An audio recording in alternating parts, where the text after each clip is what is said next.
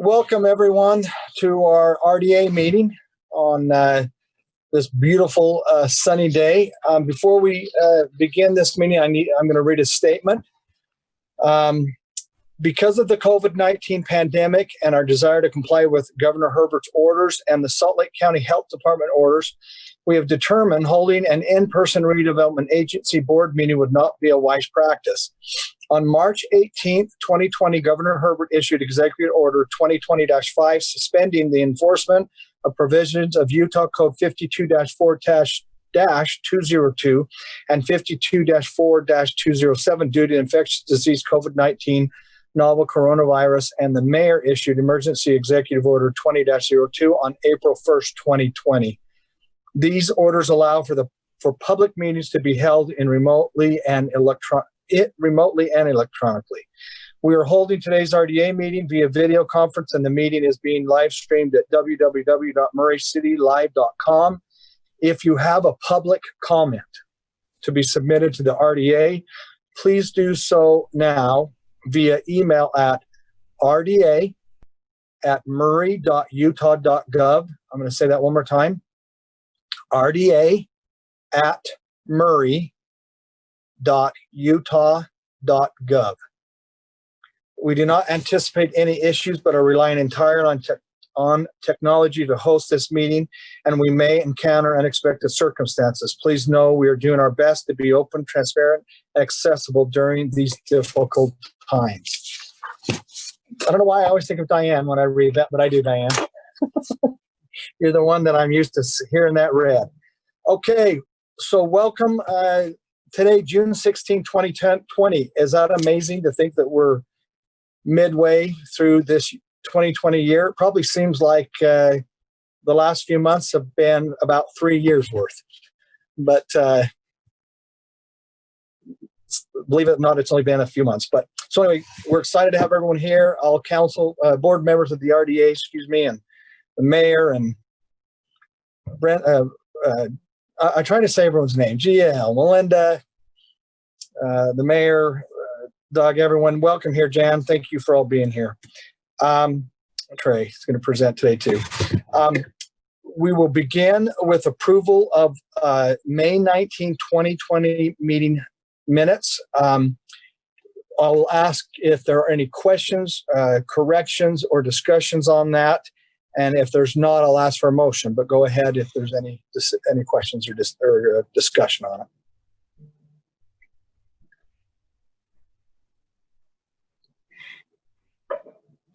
Motion?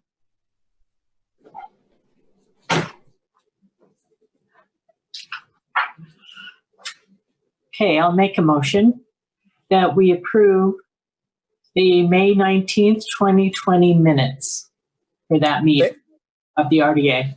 Thank you, Diane. Do we have a second? I'll second. Thank you, Dale. Jennifer? Ms. Martinez?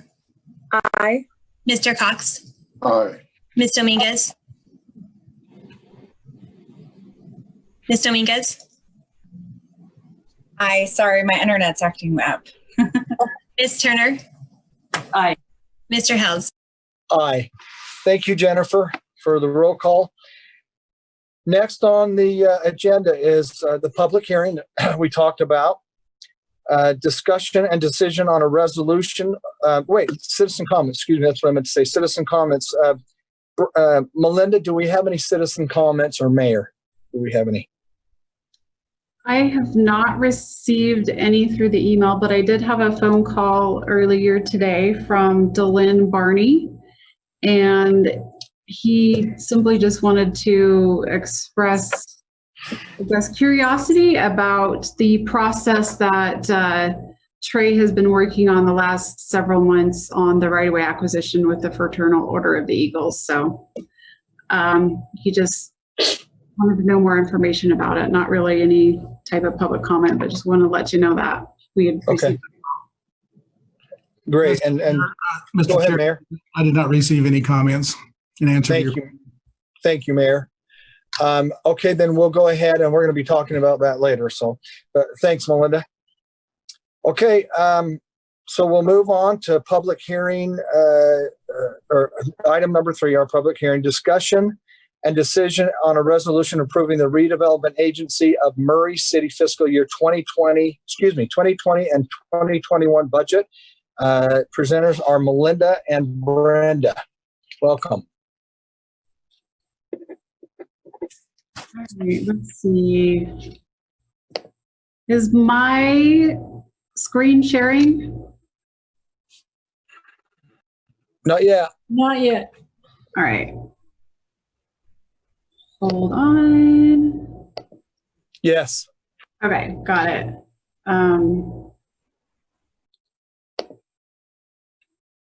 Okay, so we have our public hearing scheduled today for the budget adoption for next fiscal year, which is fiscal year 2021.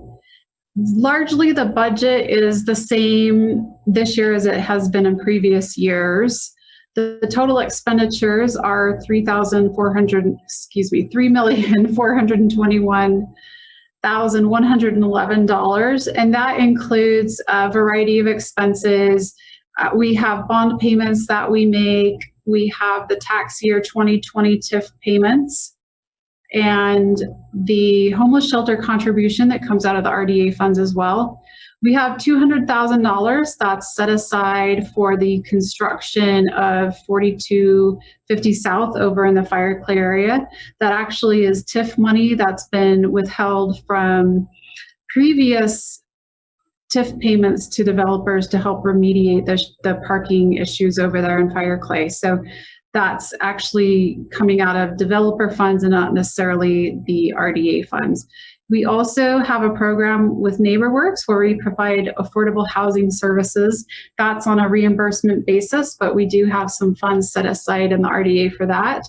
And we have a few other line items. We have property cleanup, professional services, where if we need to have an appraisal done, or if we needed to have any type of consulting work done, we would pay out of that. And then we have a salary and administration line that gets transferred out to the CED fund to help pay for my salary. So if there's any questions, I'd be happy to answer them. Brenda's also here to answer any budget questions you have. Any questions for Melinda or Brenda on this? Yeah, Mr. Chair, Please. I'm wondering what the homeless shelter contribution, what was that about? So that is the state passed a law, I think 3 years ago, that requires every city in the state of Utah that doesn't have a homeless shelter within its boundaries to contribute to a fund to help pay for the shelters that do exist. And I think our payment, I want to say it's about $84,000 a year. So luckily we're able to use RDA funds for that, and we can actually use the affordable housing funds, or the housing restricted funds. So that's a great opportunity for us to be able to use those resources towards the homeless shelters. So it's about 84,000. Yeah, and it's state mandated, so we really don't have an option as to whether or not we pay that. Yeah, I remember the bill. I actually tried to convince them that we have a homeless shelter on each side of us, so we have the same problems. But I wasn't very successful. Thank you, Dale. Any other questions for Melinda or Brenda?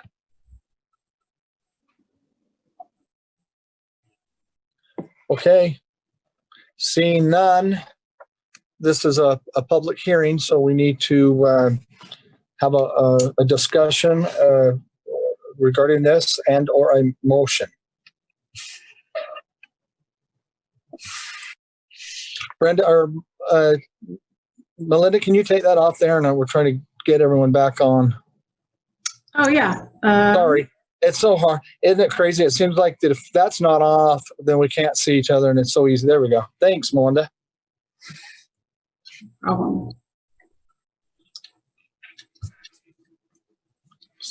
Melinda, did you have any public comments come in for this? Oh, sorry, Mayor. I just double checked and I don't see any coming in. Thank you for asking that. Yep, not seeing any. Thank you. Okay, now we'll open it up for a motion. I'll make a motion that we approve as a 2021 RDA budget. Yes, 2021, that's correct. Have a second? I'll second. Okay, thank you. Motion by Dale Cox and Diane, seconded. Jennifer? Ms. Martinez, Aye. Mr. Cox, Aye. Ms. Dominguez, Aye. Ms. Turner, Aye. Mr. House. Aye. Thank you, Jennifer. Okay, next on the discussion is a discussion and decision on preliminary terms for participation development agreement for the Jesse Knight ore sampling mill project. Melinda. Okay, well, this is an exciting time to finally have this in front of you today. I do want to acknowledge that with us this evening, we have Mr. Bart Warner, who is the partial property owner. We have Mr. Ken Merrill, who's done a lot of work and research on ways to clean up the property.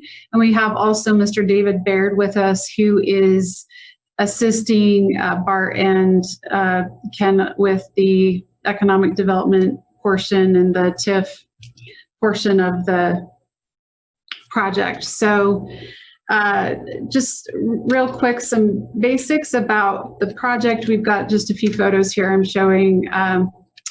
The project is located at 5110 South, 300 West in Murray.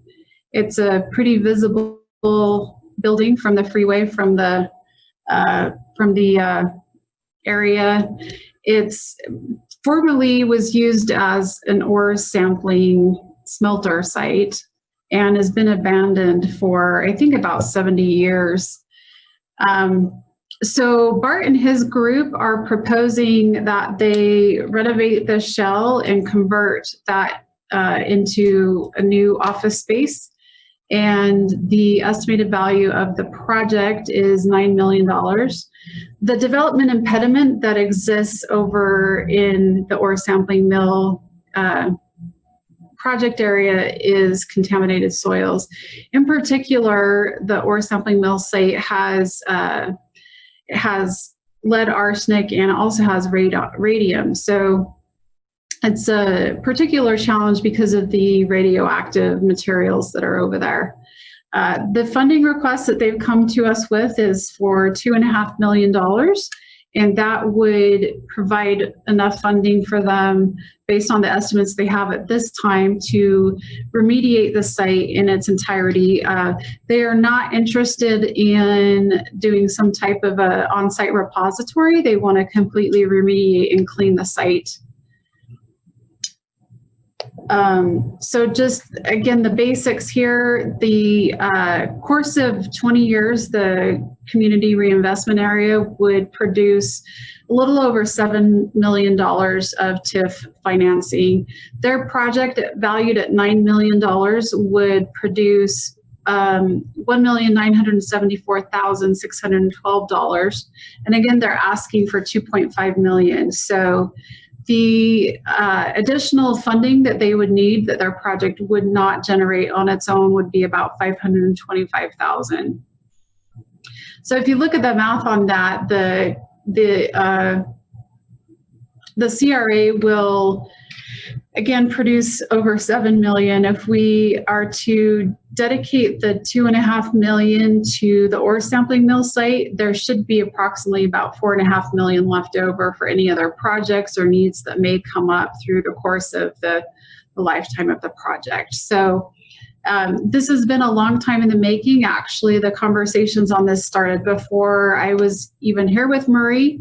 And in 2017, the project team received a conditional use permit from the Planning Commission, and they have already expended quite a bit of money and energy cleaning up the site over there.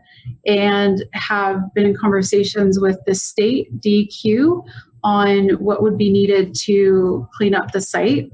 So again, we're really excited we're to this point. I think it's a great project. I do want to allow some time for Mr. Warner, Mr. Merrill, or Mr. Baird to provide some additional insight on this, but we are recommending that we move forward with tentative approval from the RDA board to allow us to negotiate a development agreement, and then for the $2.5 million to pay for the cleanup costs. And then what we would do is we'd spend the next few months with Mr. Warner and his group and GL, our attorney, and we would work out particulars of a development agreement that we would bring back to the board at a later date for formal approval with all of the particular items. So if you have any questions for me, I'd be happy to try and answer them. Or like I said, we've got the project team here that can also provide some insight, and I will stop sharing so we can see everyone else on the screen. So All any right. questions for me at this time? Any questions for Melinda before we move on to the presenters? Or do you want to do it after? And tell me how you'd like to do it. I'm more than happy to just turn the time over to Mr. Let's see, Bart, do you have a few words that you'd want to say? Sure.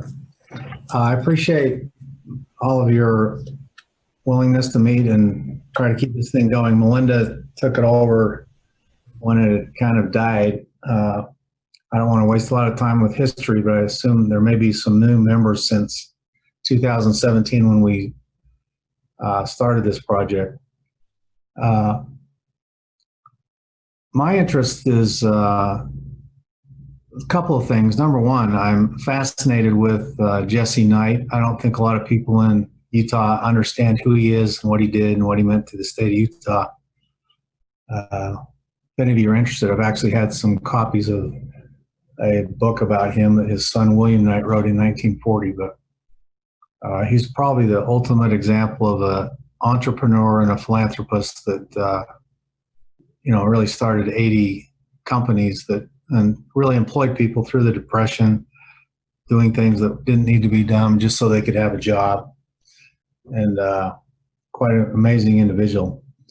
But so one of the things that's kept me going through this is to try to make this building be something that is a memorial to him. Obviously, we haven't decided exactly how much space in there will be dedicated to that, and it's gone from a larger building with another secondary building to now a building that'll be about 45,000 feet, more like the original building. And Melinda, I don't know if you want me to get into any of the details as to why that's changed, but I'll leave that if someone has a question. But some of the people I've had interested in participating in this project have come and gone over the last 3 years, but we still, and this is not something that we would come to the city asking for any help if we didn't think it justified it and that we needed it. Even with the $2.5 million, this is not going to be something that I can go down in history with the other projects I have and the other businesses I have. That will be one that will be known as economically sound, but hopefully something that will have some meaning and be important, not just to me, but to the city and the people of this state. Office buildings have changed. I own office buildings in Tacoma and Florida and Baltimore, and luckily they're all leased to government agencies, and that was on purpose. Not that I knew this was coming, but the nature of the office building situation has changed. The focus, I think, of what we're going to do is have people that want unique kind of retro office space that has a story behind it, not knowing exactly whether we could revive this with the city I haven't spent a lot of time renewing specific interest and don't plan on it until we have a final approval. But, we have the resources to get this done if the city wants it to happen. And Ken Merrill's been a great assist, and he's a unique guy. I think it was hard for Melinda and I don't fault you, Melinda, but he's doing 5 construction projects for me right now. And I've never met someone that is as resourceful as he is. He found a way to do bevel exemption, for example, which one of the major environmental companies didn't even think was possible. But he's got that approved from the DEQ for lead and arsenic. And then we ran, which brings the cost of dumping from $100 a ton to $25 a ton, or we'd be a lot more than $2.5 million. We found that there was, some radium underneath the railroad tracks that went not just through property that we have a lien on. I don't actually own the property, but I have an option to buy it for about another year. And I don't want to buy it until it's clean. And the people that would participate with me don't want to participate if it isn't clean.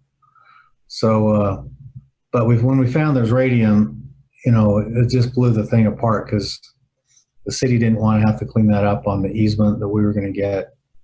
And we couldn't find any place that we could even take it. There was a place maybe in Maine, but Ken finally found a place by Boise that had been temporarily lost their permit, but now has it back. So we're hoping to get it moved there before that changes again.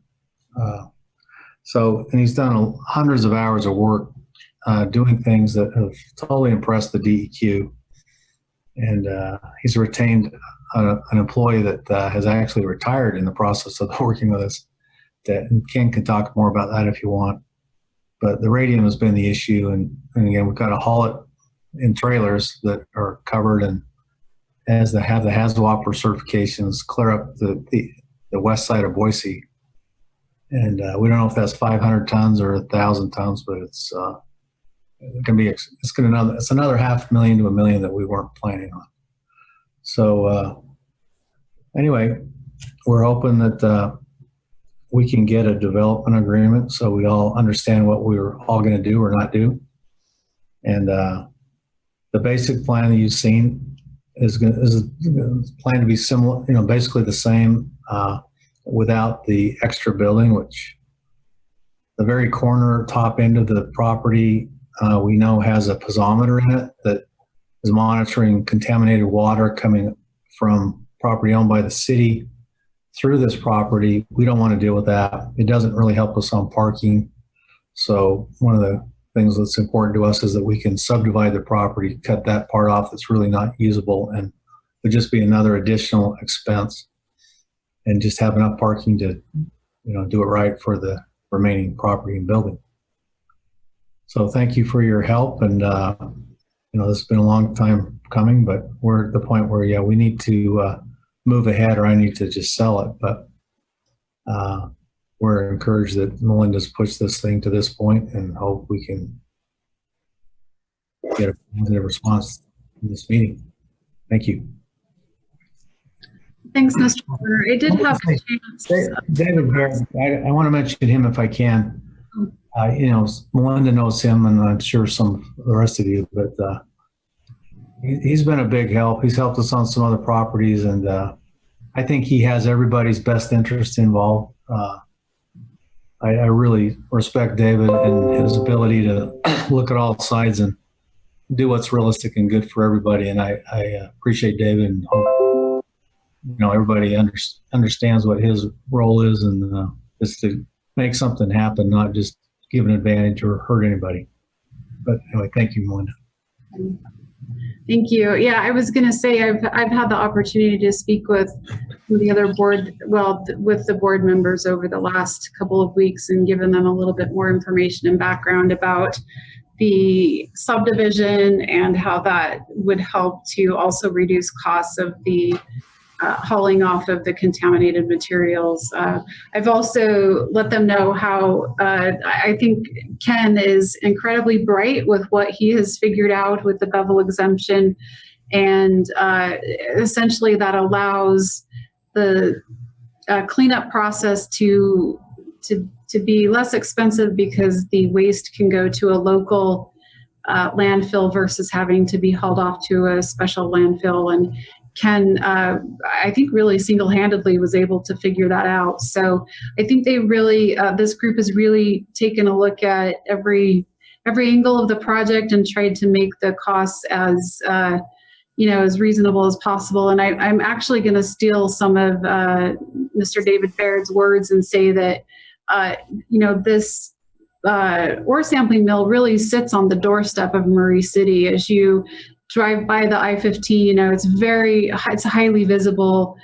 To have this transformed into something that is resurrected and something that could be usable and look and feel as something you would want to have displayed on your front porch would be, I think, a great asset to the city and the community. So with that, I don't know, Ken or David, if you have anything else you'd like to add. Let me ask if some, okay, let me go to the council real quick and see if they have some questions, then we'll go back to Diane, you had a question, I can see. Thank you. Yes, I think this is a wonderful project and I really appreciate it. And I've been looking so forward to getting this done because I think the structure can just be awesome. But I have some concerns about the TIF, and I'm not sure I really understand it. And you and I talked about it, Melinda, earlier about the 500,000, almost 500,000 more than the TIF. Could you explain that a little bit and how that will work in the development agreement in terms of will we have to indicate that the TIF will be 2.5? Do we have to have that specifically? Is there going to be accountability in terms of how that will be used? Those kinds of things that we had talked about. I would like to have you discuss that a little bit, if you don't mind, Melinda.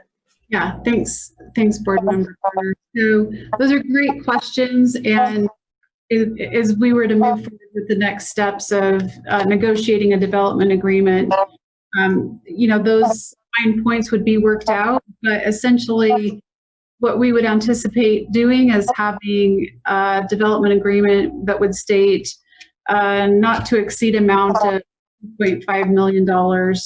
And that's, right now our best estimate as to what the cleanup costs would be. As we move forward, that could possibly change. But we would have some accountability built into that where we would, before we would have the reimbursements, we would want to be shown that the costs did add up to the 2.5 million. And, if it only ends up costing 2.3 million, then we could cap, or we could have it just based on what the actual expenditures are and not just the full 2.5 million. So I think those were, basically your two main questions. But as we would move forward and structure that development agreement, we would work out all of those fine points and make sure that the increment that would be paid back to the developer would be justified through the cleanup costs. The other question I'm just remembering you asked was about the additional 500,000. So the project right now, as they have estimated it, would be valued at $9 million. And so their project itself would produce about, just under 2 million of the additional revenues through the tax increment. And so they would need an additional 500,000 that would come out of the remainder of the project area to go towards the cleanup costs. And that just would come, just out of the other increment that we would receive from the entire project area. Melinda, this is Bart. Maybe just as a reminder, the first time we went to do this, we had no idea there was radium. And I think CERCLA didn't even understand that when they did their cleanup in the late 80s. Ken found under the railroad tracks some radium. And I think it was a surprise to us and certainly the city that it goes under their easement where their service road is. So, we proceeded pretty far with this, assuming that we would get the easement and then there wasn't any radium. And then when all of a sudden that hit, I don't think the city wanted to spend the money to clean theirs up, but I just don't want to do it if it isn't clean. So, we hope it's somewhere close to 500,000, but, the total cost for what we've spent already, probably $1 million. And, if we could get the whole thing done for 2.5, we'd be really happy. But the only reason we were asking for the extra 500 is because we're pretty sure it's going to take more than that to solve the radium problem alone, which none of us knew existed at the time we got into this, and we're a couple of years into it.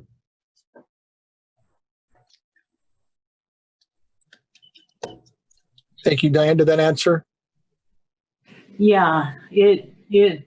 I just want to make sure that we're being responsible, since this is not our money and it's our citizens' money, to make sure that we're being as responsible as possible. And like I said, I'm very excited to have this developed. So anyway, thank you. Thank you, Diane. Kat, did you have a question? I can read your mind. I think I always just look like I want to talk, even if I don't have a question. But I will say that, because I do. But I'm excited to see this developed. I'm really glad that they want to do a full remediation of this site so that it will be, clean for other uses, in the future. I did share some of Diane's concerns, but she asked all the questions I had. Yeah, thanks. Thank you, Kat. Other questions from the board or anyone else? I just wanted to echo what Kat and Diane said. I think our biggest concern is just we totally understand, and I know, and talking to Melinda, that this has been going on for a while, and these negotiations and the site. If we can get something up that's beautiful there, then I think that would be helpful and great.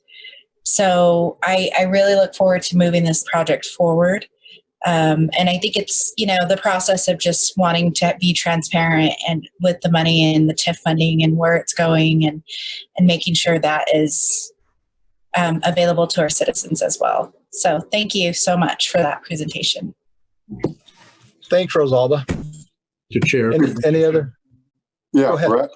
I'm just wondering what the timetable is and what other developments we will be looking at once this one moves forward, if we have any idea. I'm going to let Ken answer that because he'll be the best one to know the timetable of what it might take.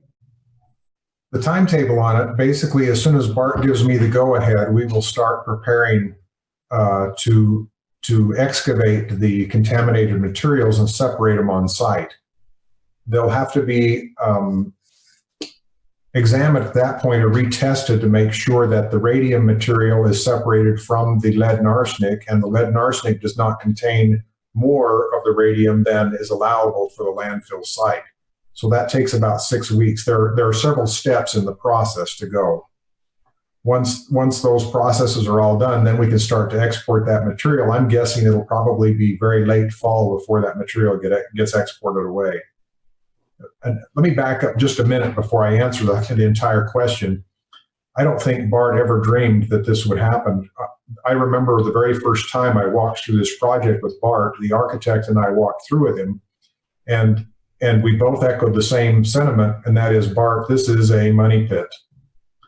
And I have to give it to Bart. He has been dedicated enough to this project to stick with it all the way to here. And it's not been cheap for him to do. He's spent a lot of money as he's moved forward on this project. And it's because of his dedication, not only to the ideal that Jesse Knight put together, but also that this project needs help. And he doesn't just want to do a partial cleanup. He wants to make sure that as he leaves this project, the legacy is left that he will never be spoken ill of about piling material, contaminated material on an adjacent site, or covering it up, or contaminating the groundwater. When he's done, his legacy will leave this project as a clean site and completely done. So with that in mind, I think really it comes down to when this development agreement is finished, and we'll have to do a little more work with the state, and the state will have things back and forth. Those things will take a little bit of time. So we can't give you a real good answer, because we never dreamt that it would take 3 years to get to here. Mr. Chair, if I may, typically it takes on the short end about 6 months to negotiate a development agreement. You know, sometimes it can take a little bit less time than that. It can take a little bit more time depending on the back and forth between legal counsel. I do also want to say that no matter if this site is ever to be developed, it will have to be cleaned up. And so it's, you know, this is not a development impediment that can be worked around. And one of the primary reasons why Mr. Warner wants to fully remediate the site is because he doesn't want to have any ongoing monitoring. Our next agenda item will be discussing some of the ongoing monitoring that you have to do when you do have repositories or contamination that's left on site, although it's encased in, you know, people, containment. But regardless of who this site is developed by, it's definitely going to have some type of additional funding to clean up contaminants. So, you said something that does concern me a lot. If it takes 6 months to get a development agreement, that means we're in the middle of winter, and then I lose another 3 or 4 or 5 months. I've got an option to buy this property with the owner for about a year, and if I can't get it totally clean by then, that would be a big problem. So I had no idea it would take, after all this, it would take another 6 months to get a development agreement. Is that really the case? Or I assumed it would be weeks or a month, but 6 months could be a big problem. yeah, honestly, it just depends on how much back and forth there is between legal counsel. So, you know, I assume you would want to have your attorneys, and as long as there's pretty responsiveness on both ends, then it could. Real quick. Very responsive, but I just don't understand. I don't know the issues now. Why would it take that long? What is the absolute minimum amount of time that sounds like you can't guarantee anything? Real quick before we answer that, JL, go ahead. JL wanted to, our counsel wanted to say something real quick. That's just been an experience that cities have had in doing these projects, as it takes a while to reach an agreement. But what I wanted to comment on is clarifying. We've talked tonight about $2.5 million. That's the proposal by the developer. If you look at your recommended motion, and what Melinda had said was we could cap that, et cetera, et cetera.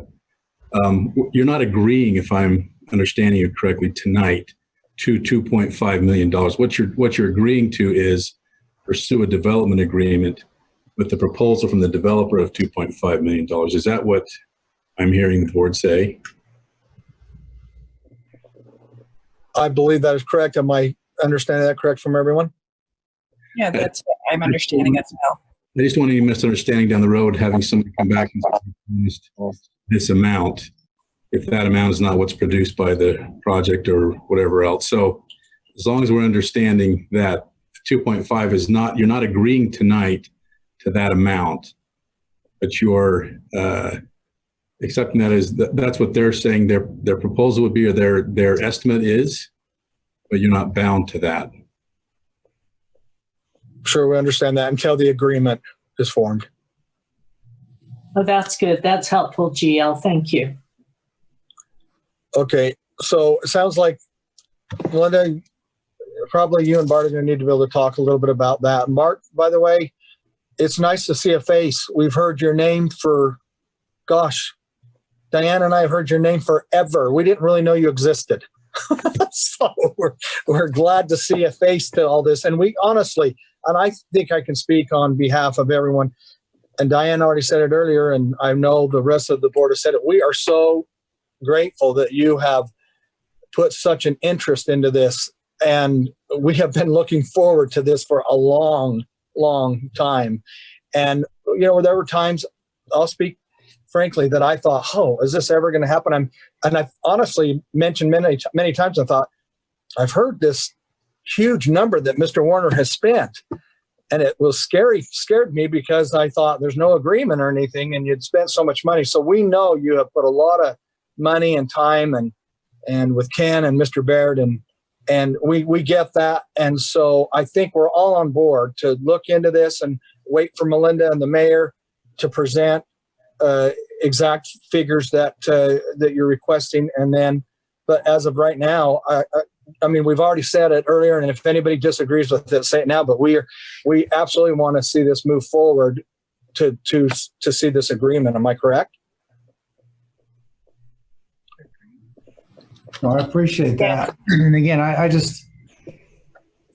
we got to the point where we thought we were ready for a development agreement, and then the radiant thing came up and it all fell apart. But I don't want to sound negative. I just want to be realistic, and I just need to know if Melinda or someone can answer the question. If the issues are pretty well identified, why would this take 6 months? And I mean, we literally lose the next 9 months if this takes 6 months, and then that could be a big problem for me. Why would it take? And if my attorney he'll pick up my call night or day. And I mean, we pretty well identified the issues. Why would this take more than a month? Or can someone help me understand that? Mr. Chair, can I speak to that? Please. If the board gives the direction to move forward this evening with the development of the agreement, I will tell you that our staff will work very diligently to expedite this as fast as we're able to do it, and able to do it prudently. So that's what we can tell you. We'll do it as fast as we possibly can and get it back to the board for approval. I appreciate that.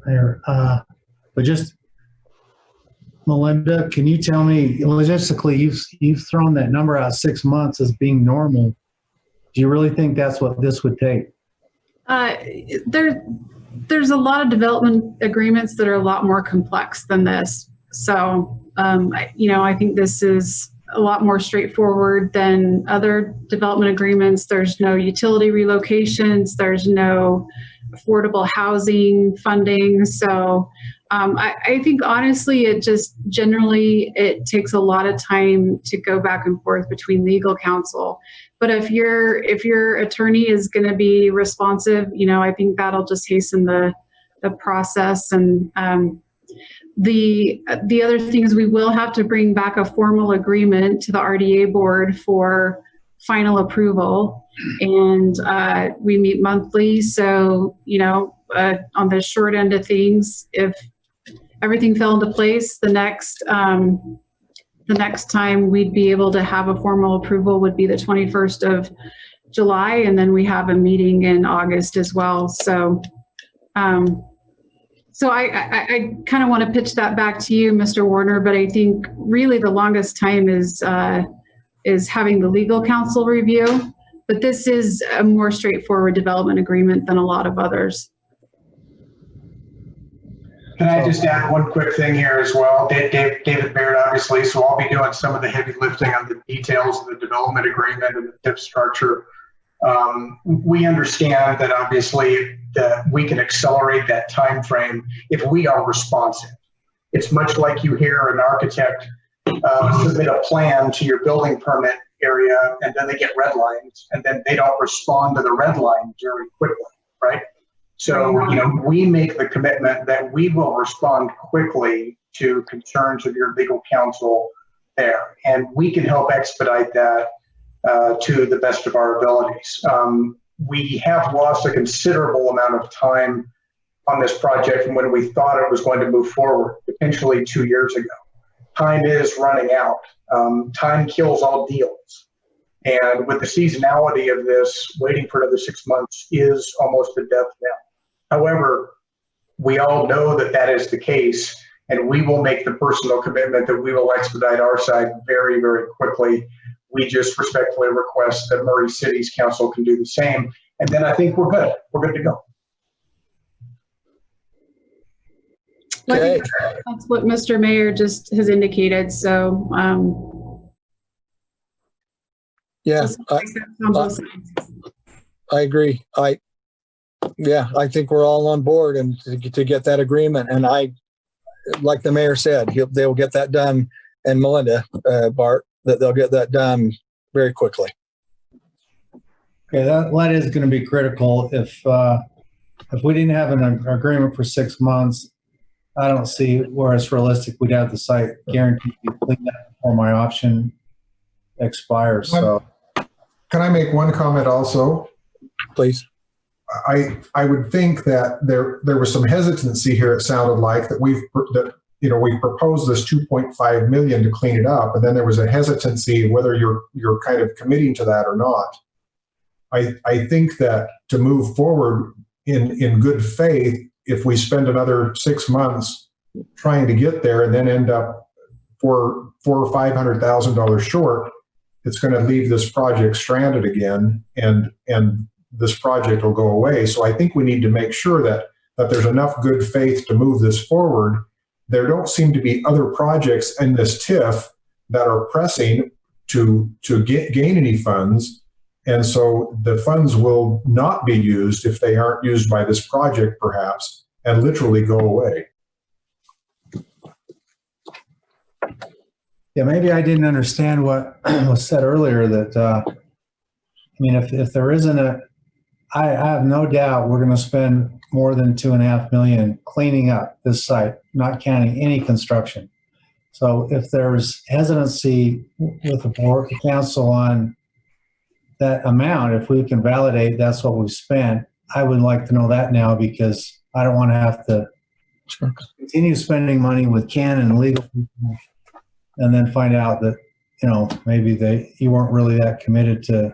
And it's a lot of money. I get that. But it's a big problem too. It's, I've done a lot of construction projects and developing, and this one's the biggest challenge I've ever seen. Oh, Bart, let me ask you, because we totally get that. We've talked about this a million times, not a million, but we've talked about it a lot. And so let's get the board's feel. Is there any hesitation to move forward if this is the way it's been presented tonight? Are we hesitant at all? So Bart can know if he should move forward or not. I think this is Councilwoman Dominguez. I think you should move forward. I think Melinda was trying to explain that it could take up to 6 months, but that's not my understanding. I know this project personally, that was one of my questions, is how long has this been in negotiation? Where are we at? Is really understanding all the work that you put into it. And for me personally, I think knowing the history of what this property entails, you're the right fit for this project. I think we just definitely want to make sure in the questions that we ask that we are being transparent to our citizens. And that's really where that's coming from. For being a new council, there's always a lot of questions, and there was a lot of questions I had beforehand as well, but I feel comfortable in moving this project forward. And I think the mayor even expressed that as well, is let's get this rolling. Definitely. Okay, thanks for. Yeah, I appreciate your concern that there's the money's been being spent wisely, and that is your responsibility to protect the citizens. And we're willing to show you what we've spent so far and what's gone on. It is at the point where we do need to, we've kind of had a couple of Hiccups that have been disappointments on our side, and I just, I'm willing to put the time, money, and effort in it and validate everything we've spent, but I just don't want to go through a starting over project or finding out that we didn't understand each other going in. Okay, Diane. I just want to say that I'm very supportive of this, and especially your understanding that we are responsible to our citizens, and we just need to make sure that we're doing this openly and transparently, as Councilmember Dominguez said. So I hope we're going to go ahead with it. I think it's a great project. Okay. Would everyone respond to that so Mr. Warner will know? I'm as well. I think if we don't do this project, nothing will get done there. I think any development right now is really positive, and especially after hearing Melinda present that we still will have, correct me if I'm wrong, but is it 4 million left in that particular pool?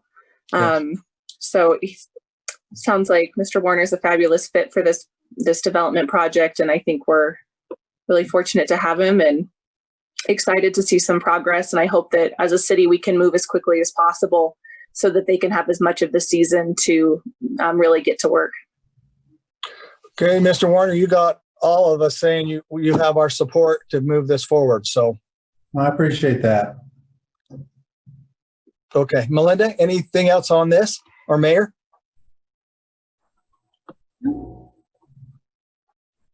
Okay. All right. Okay. Thank you very much. We're looking forward to this, Bart, and with your group. Ken and David, thank you. Okay, thank you. Thank you. Thank you. Okay. Thanks, everyone. And okay, next, our discussion number 5 will be discussion decision on preliminary terms for Desert Star Playhouse expansion and use of RDA assistance for utility relocation. Our presenters are Mayor Camp and the owner of Desert Star, Mike Todd. Welcome, Mike and Mayor. Thank you, Mr. Chair. Let me just take a moment for a quick introduction. I was contacted by Mr. Todd a few weeks ago, and he was interested. He's interested in expanding his building over there, his theater. And I think all of you are familiar with the Desert Star. It's an icon here in Murray. And when he talked about the possibility of expanding it, I was very excited about it. The roadblock has to do with utilities that are there. And I'm going to let him explain what he's planning to do and what his ask is. So, and then come back and answer any other questions. So, Mr. Todd, do you want to go ahead and take it away? You bet. Had to get it off of mute there. Thank you very much. May I share my screen first of all to make sure that the screen share works? Yes, Mayor, yes. Hey, I say yes and you get me in trouble, Mike, sure. Yeah, Mike, you should be there should be a green arrow down at the bottom of your screen that says share screen. It's indicating that the host has disabled participant screen sharing, so you need to enable it. Okay, I'll leave that to Melinda, Mike. Okay. Okay, so I think I'm gonna have to change you to be the host so you can share your screen, and then if you could transfer me back to being the host when you're done. So. Okay.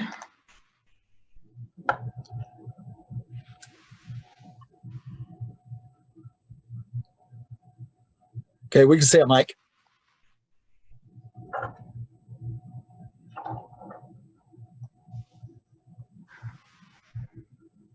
Okay, thank you. Mayor Camp, RDA, Chair Hales, members of the Murray Redevelopment Agency Board, my name is Michael Todd, and as the mayor said, I'm the owner of Desert Star Playhouse. By way of introduction, let me first say I will be as brief as I possibly can and move this along quickly. We have what I view as a simple request, but I know many of you don't know who I am and haven't met me. I'm a graduate of the University of Utah in economics with an emphasis in finance, and my primary career was working as an investment banker with the investment banking firm of Prudential-based securities. Since most of you don't know me, I know many of you know the late Jim Matsumori, who was one of my partners for my entire career. That's the firm, we worked for the same firm. I had indirect involvement with Murray during that time, as I was one of the primary bankers responsible for being the financial advisor to the Intermountain Power Agency.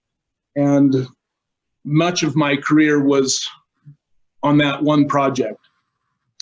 My wife and I started Desert Star Playhouse 31 years ago, literally as a community service.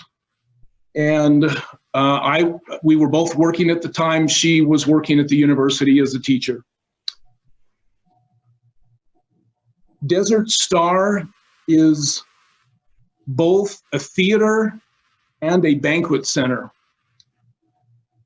But with respect to theater, I wanted to point out a couple of things that probably most of you don't know. We are the only, hold on, there's a message here.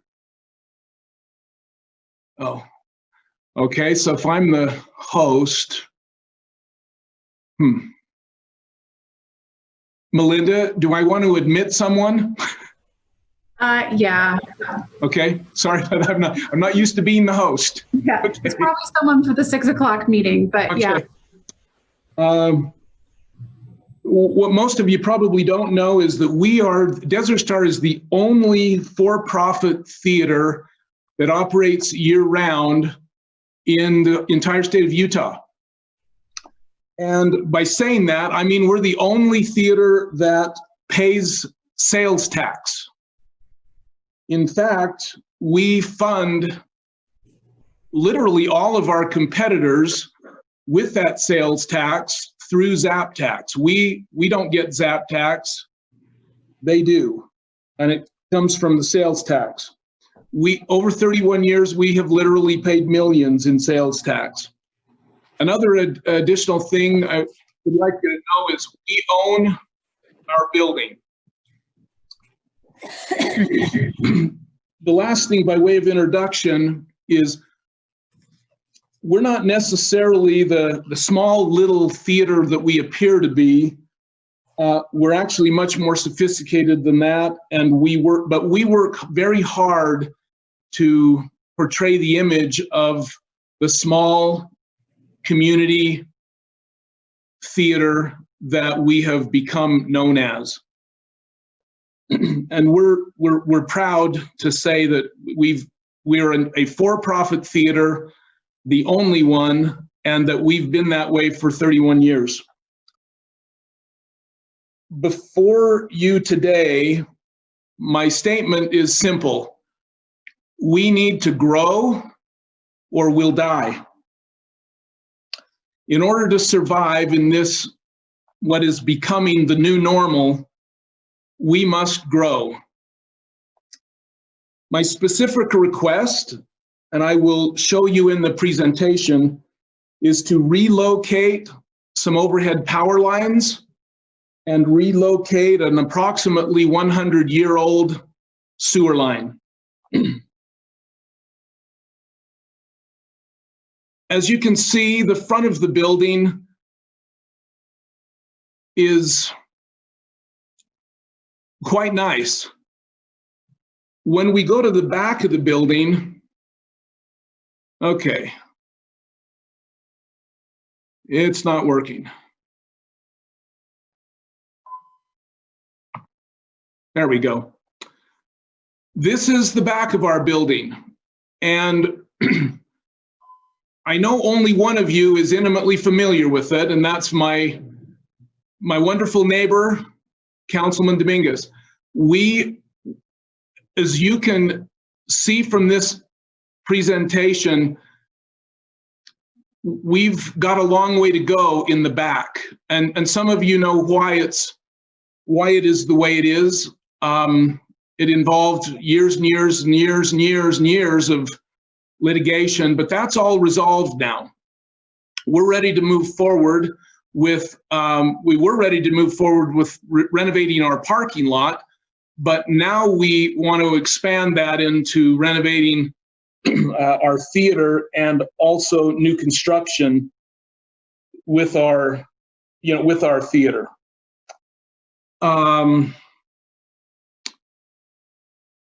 This is an overhead view of our property. We own all of the property highlighted in yellow. State Street at the top of your screen, 4800 South to the right of your screen, and then Vine Street, the hotel to the left of your screen. Okay, this is, whoops. The blue square that I just added to the yellow is our existing, the theater portion of our existing property. Everything else is either parking or other office buildings or our lobby, but the blue square is our existing theater. The red is what we would like to do as new construction and add. We would actually be proposing to tear down our existing theater and rebuild a new theater in its place, extending out into our parking lot. The next two slides are from Murray City. This is the sewer line. If you can see the yellow square in the middle, that is our existing theater. The green line that goes right next to it is the underground sewer line. The red line that goes there are overhead power lines. This is an approximate depiction of such. If you look carefully, you can see the power lines in the sky. They're not that easy to see, but you may be able to see them. There's two heights of power lines. And then the green line is the underground sewer line. And those are all right next to our building. We've tried to, to indicate the problem is we'd be building a building right over top of the sewer and right through the power lines.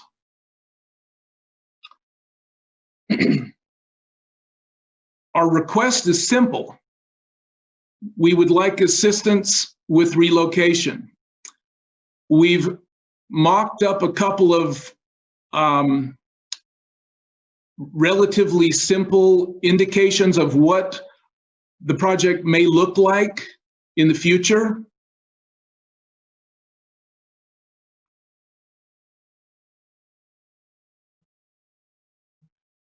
This is a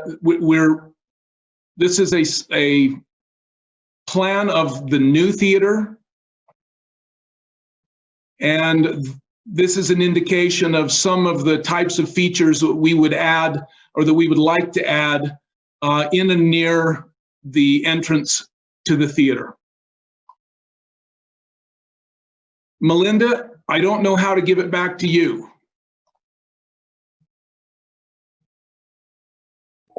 So right click on your photo and then hit transfer host.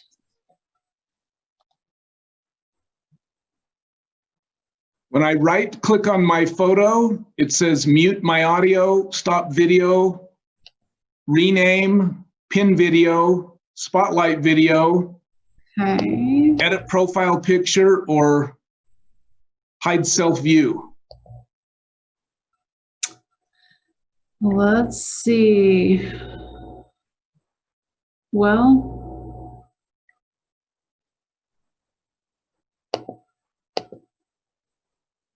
well, I don't know.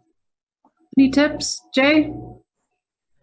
I believe if you click on participants and select Melinda's name, you should be able to transfer host back to her through that.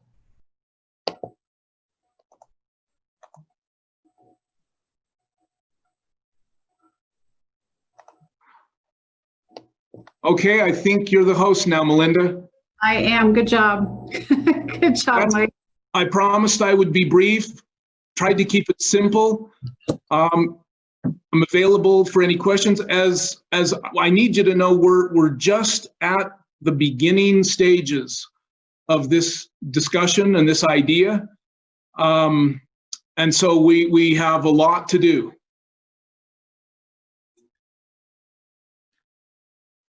Okay, thank you, Mike. Mayor or Melinda? Yeah, Mr. Chair, I think what we're asking for tonight is, it's similar to the discussion that we just had. Is the board comfortable enough with supporting this project to give Mr. Todd, I guess, some comfort in moving forward without spending a bunch of money that he's not going to be able to use the drawings and the plans later. So what we're really asking for is would there be support for this? We would be asking for TIF money to be used to relocate the utilities, as you mentioned. The sewer line is a very old clay line that was actually scheduled to be relined this year. So this would actually be a really good time because they were going to be spending about $70,000 to $75,000 rehabbing that line anyway. So, but we do have an approximation from the power department that would be about $250,000 to move the power lines. There's a lot of large service going into that building that would have to be relocated as well. And then about a net of about $370,000 to move that sewer line. So that would be, the ask would be for the RDA to use RDA funds to relocate those utilities so that Mr. Todd can go ahead and proceed with his development. So we would be basically working towards a development agreement from this point. Okay, thanks, Mayor. Council, will you please give your feelings? We're really short on time, we're past time, and we're going to have our council meeting starts in 20 minutes, so we need to go. So what's your feelings? Yes or no on moving forward for Mr. Todd? Brett, it's Diane. Yes. My concern is parking. And when I read about this, the first thing that I thought of is where's the parking coming from?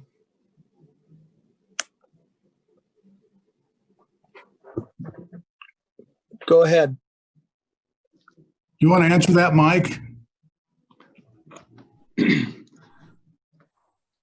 Well, I'm not sure what you mean exactly. I understand that you probably mean we're going to be giving up some parking. We have more parking than we need already. So as far as parking goes, I don't think it will be an issue. Some of you have driven through our parking lot in the evening. You know, Councilman Dominguez can probably indicate better than anyone our use of the parking, but we don't think we have a parking problem now, and we don't think we'll have a parking problem in the future with the relatively small number of stalls that we will lose by using some of that ground to build a building. Can you supply the numbers that indicate that? Not off the top of my head. Okay. You don't have to right now, but if you could provide them, I think it'd be really helpful. Be happy to. Awesome. Thank you, Diane. Thank you. Okay, Rosalba? So how many seats are in the theater now? And then how many do you expect to have with the new theater? Because I think that would give us a good idea about parking. And I know it's not always packed when the theater's full. And being the neighbor, of course, there's concerns about traffic onto Center Street and overflow into the neighborhood. That I actually had citizens call me and my neighbors call me about that specifically, and that was their biggest concern: is if this project goes in forward, how does it impact our neighborhood directly as well? And that would just include more cars into this facility. Not that I think the project is great, and I really love what you showed. I was really looking forward to that. But that's the immediate impact, right? Is how is it going to affect the neighborhood surrounding you, especially here with an increase of numbers? So my first question again is, how many seats do you have currently in Desert Star, and how many more are you adding to that? Well, we currently have 250. This is a difficult discussion to have, and let me tell you why. We are doubling our occupancy, but we're primarily doing it for those of you who have been to Desert Star in the past. You know that our mode of operation has always been pack 'em in tight. That's the typical theater mantra. Broadway is a pack 'em in tight environment. Pack 'em in tight is a thing of the past as of about March 15th. And what we're primarily trying to do is loosen our theater up. We don't want to admit 500 people into our theater. What we want to do is loosen our audience up some in terms of the density with which we operate. But with that said, regardless of whether we put 500 people in there or 250 people, we've had 31 years of history with which I think everyone on Center Street already knows that our guests don't exit onto Center Street. They exit out to 4800 South. They have historically exited to State Street and also over to Court. And we would anticipate that. I want to correct you on that, because that's not necessarily true. I know they do go down Division Lane, since I live right on Division Lane, and they go in and they go out. So it is an excessive amount. I mean, not that we know relatively where we live. That's not the problem. But the problem for a lot of my constituents in the neighborhood is it's going to add additional traffic. So maybe the conversation too, and even in the future, this is a sidebar to this, is maybe we need to look at Division Lane being closed with an addition to this project. And because they do go on traffic, and we have video set up to watch that. So it's an unfair statement, because I live here and I know that does happen.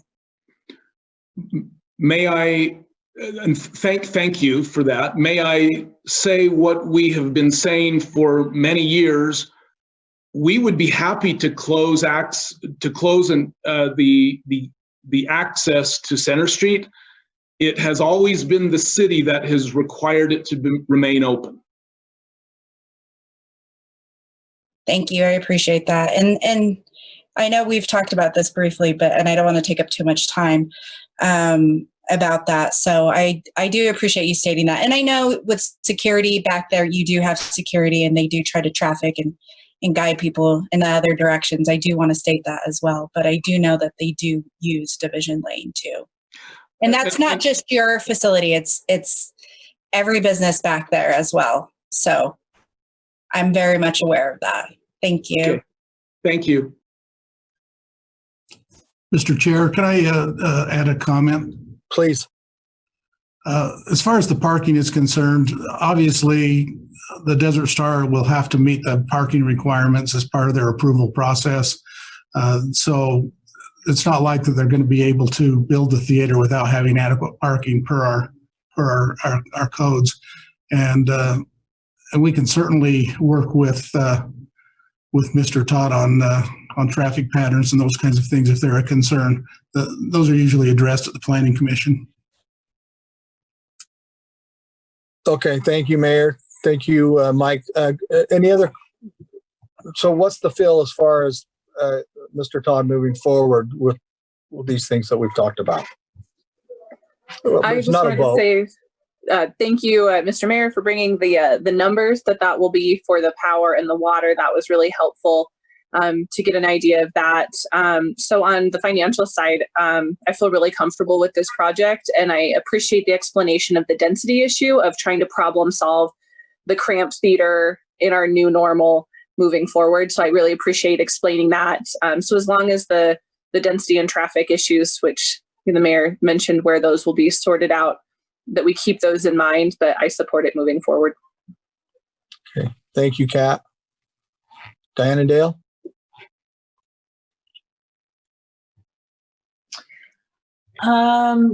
I think it's a great idea. I just want to make sure that, parking and the other issues. So I'd like a little more information prior to really indicating my support at this point. Okay, Dale?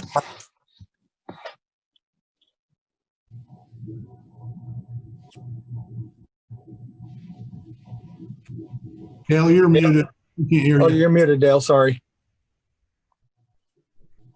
God, and that was so brilliant too. I agree with Diane. I think we ought to maybe, Mr. Todd says he's still in the infancy. Let's get a little more information, move it to our next RDA meeting, and get the hard numbers. I heard a couple of numbers. I didn't total them, but get the hard numbers and maybe discuss it a little more in the interim and have it on our next agenda. Okay. All right. Well, so what I'm hearing is that just give us some more information. It sounds like not sounds like, Mike, we saw the presentation. It looks beautiful. And with some of those things that we've addressed, it sounds good, but we want to, so Melinda, they'd like to have it brought back with further RDA meeting. Okay, we can pull some of the MCCD code about the parking. I did look at that today, and there is provisions in there for parking. So we can pull that information and make sure we get that to the RDA board for more discussion next month. Okay. Beautiful project, Mike. I'm really, it's absolutely, and you presented it beautifully. Hey, I'm a little slow and I understood it. Thank you very much for your time. I know you're in a hurry. Thank you. Okay, thank you. Thanks, everyone. We sure appreciate it. And Melinda had texted me and said we can present item number 6 on our next RDA. Is that correct, Melinda? Yeah, we are running quite behind on time, so that's not time sensitive. We could delay that to the July meeting. Okay. We do want to get to the Fraternal Order of the Eagles item. We're there. Go ahead. Okay. So I'll just share my screen,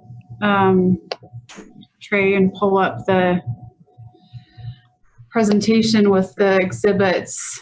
You all should recall, we did give a presentation on this last month, thanks to Trey and Danny for making themselves available again this evening. So I'll let Trey take over, but the item is involving the extension of Hanover Street here and the FOE property, which sits right here.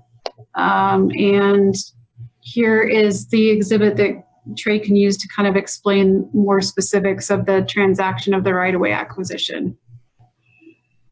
Perfect. Thanks, Melinda. As you mentioned, at the May 19th RDA meeting, I provided an update on the Murray FOE East parking acquisition, and I discussed the proposed terms of the property agreement. Fortunately, this process actually moved pretty quick with the Murray FOE. They've voted, their members voted and approved the terms of the property exchange agreement on May 28th. And they were able to get this to the Grand Area for final approval on June 6th. So as far as the Murray area is concerned, they're all in agreement with the terms that I presented in the last meeting. And I'll just sort of go over those terms really, really quick. The light green is the FOE East parking lot. That's the property that we need to acquire to extend Hanover Street. The darker green colors west of Hanover Street is owned by the RDA, and the alleyway on the west side is planned to be vacated. So the FOE will convey the light green parcel to the RDA. The RDA will convey the darker green parcel adjacent to Hanover Street to the RDA. And the city will provide a little over $76,000 to the FOE for the difference in the property size and the appraised value. The city will vacate the old alleyway in favor of the FOE. And then the city will rework or reestablish the parking lot to regain the 51 stalls, or the stalls that are actually lost with the acquisition. When it's all said and done, the RDA will convey the Hanover Street alignment to the city, and we'll move forward with the construction. So this is the last section of property needed for the Hanover Street extension, and with your approval tonight, we'll move forward, complete the acquisition, and get started on the project later this summer. So any questions or concerns? Okay, any questions for Trey regarding this, because we're going to have to do a vote? I'm seeing all these heads. Okay, make a motion, someone, either way. I would like to make a motion that, oh my gosh, let me read it. Exactly. Sorry, guys. No, you're good. You're good. Why am I? Oh, make a motion approving the conveyance of property located at approximately 28 East 4th Avenue to Murray area number 1760 Fraternal Order of the Eagles, right? Yes, perfect. Okay, second? I'll second. Okay, Jennifer? Ms. Martinez, Aye. Mr. Cox, Aye. Ms. Dominguez, Aye. Ms. Turner, Aye. Mr. House. Aye. Thank you, Trey, for getting that done. We appreciate it. Melinda and Mayor, thank you, thank you, thank you. Okay, Melinda, project updates, you want to skip it? I can do it in 30 seconds if you want. There you go. Well, let's just go with the one I think the board would be most interested in. We did have questions due on the downtown, the 48th State Street RFP last Monday. I think based on that, I'm confident we'll get a couple of proposals, and maybe even 3 proposals. So that's very exciting. The RFP closes on July 10th. So we will not have another meeting until after that closes. And we'll be working with the RDA chair and vice chair to put together a selection committee, depending on how many responses we get. And then the other updates, I'll just leave. They're not too much of progress, and I think that's the most important one to get out there. So we're looking forward to getting those proposals in. Great, thank you. Any questions for Melinda on that? Okay, Mayor, anything else? No, thank you. Okay, thank you. Thank you, Mayor. Thank you, Melinda, Trey, everyone that helped. We appreciate it. And we're done, right? Before I adjourn, I see nodded heads. Am I right? Okay, thank you. We are adjourned.